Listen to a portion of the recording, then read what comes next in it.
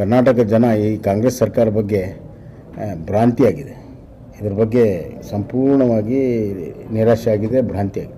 ಗ್ಯಾರಂಟಿಯಿಂದ ಸಂಪೂರ್ಣ ಶೂನ್ಯ ಆಗಿದೆ. ಅಭಿವೃದ್ಧಿ ಶೂನ್ಯವಾಗಿರುವಂಥ ಕರ್ನಾಟಕ, ಸಾಲದ ಸ್ಥೂಲಕ್ಕೆ ಏರಿಸಿರುವಂಥದ್ದು ಕರ್ನಾಟಕ ಮತ್ತು ಆರ್ಥಿಕವಾಗಿ ದಿವಾಳಿಯಾಗಿರುವಂಥ ಕರ್ನಾಟಕ, ಅಭಿವೃದ್ಧಿ ಶೂನ್ಯವಾಗಿರುವಂಥ ಕರ್ನಾಟಕ. ಸುಮಾರು 50ರಿಂದ 60 ಸಾವಿರ ಕೋಟಿ ರೂಪಾಯಿ ಹೆಚ್ಚುವರಿ ತೆರಿಗೆ ಹಾಕಿ ವಸೂಲಿ ಮಾಡ್ತಾ ಇದ್ದಾರೆ. ನೀವು ಎದನ್ನು ತೊಗೊಳ್ತೀರಿ ಎಲ್ಲದರಗೂ ಹೆಚ್ಚು ಮಾಡಿದ್ದಾರೆ.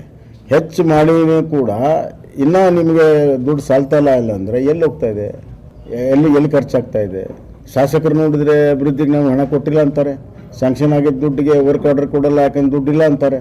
ಅವ್ರು ಒಂದು ಕಡೆ ಹೇಳ್ತಾರೆ, ಇನ್ನೊಂದು ಕಡೆ ಟ್ಯಾಕ್ಸ್ಗಳು ಹೆಚ್ಚು ಮಾಡಿದ್ದೀರಿ, ಸಾಲನೂ ಹೆಚ್ಚು ಮಾಡಿದ್ದೀರಿ.